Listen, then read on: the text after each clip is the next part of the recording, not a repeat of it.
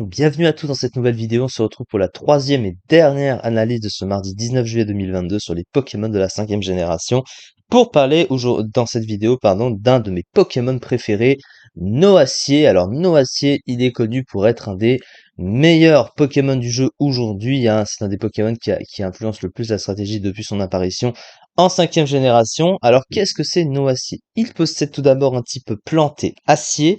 Planté acier, un type qu'on connaît avec Katagami, plus loin dans le génération, en septième génération.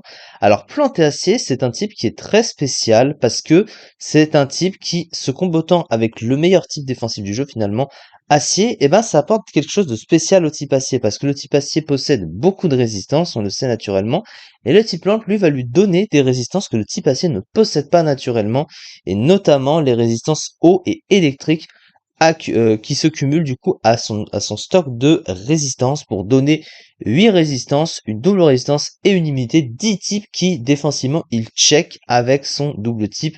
Donc défensivement c'est un des meilleurs double types défensifs du jeu et de loin.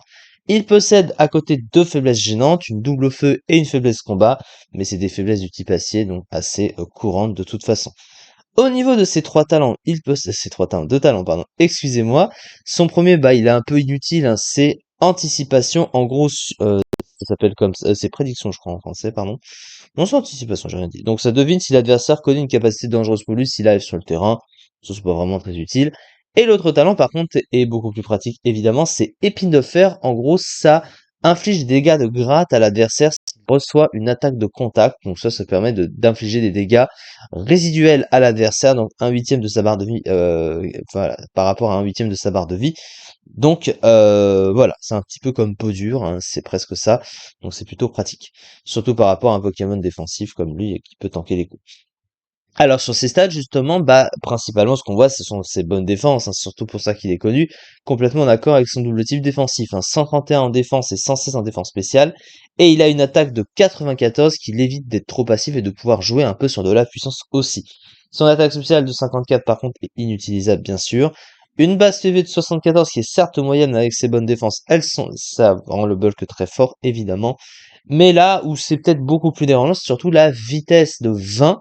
Alors, il a l'accès à Gyroball, un stabé évidemment qui profite de cette mauvaise vitesse, mais c'est la seule chose finalement, parce que effectivement, avoir une très mauvaise vitesse pour te placer en tant que Pokémon défensif par rapport aux autres Pokémon, c'est compliqué, mais ça la rend quand même très très fort. Donc c'est ça qui est très utile. Parce qu'à ce côté, il se tape un Moupoule de soutien qui est bien fourni et vraiment adapté à ce Pokémon. Il possède l'accès déjà au Pico et au Piège de Roc, donc pour un Pokémon de soutien, c'est utile. Il a Cage Éclair à côté, il a Toxique bien sûr. Il possède Poliroche, voilà, bon ça Poliroche, il est trop lent de toute façon.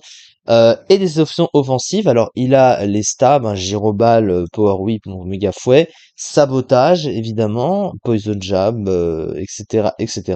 Et puis quelques autres attaques, hein, par-ci par-là.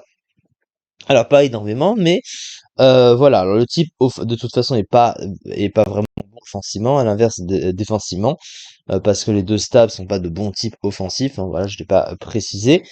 Mais malgré il peut jouer sur une puissance offensive, vous voyez, il a aussi accès à Danse-Lame, même si on le verra assez rarement.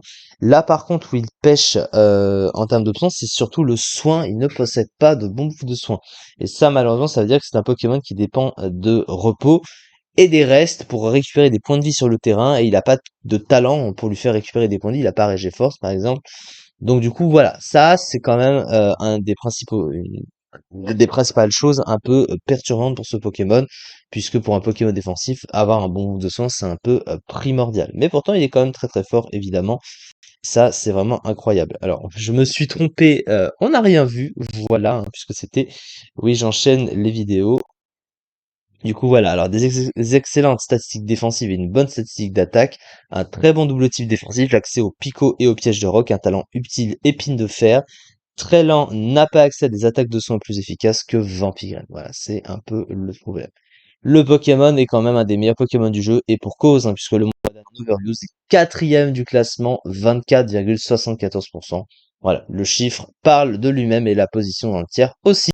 C'est ça, du coup, pour cette vidéo. On se retrouve maintenant demain pour la suite des analyses sur les Pokémon de la cinquième génération.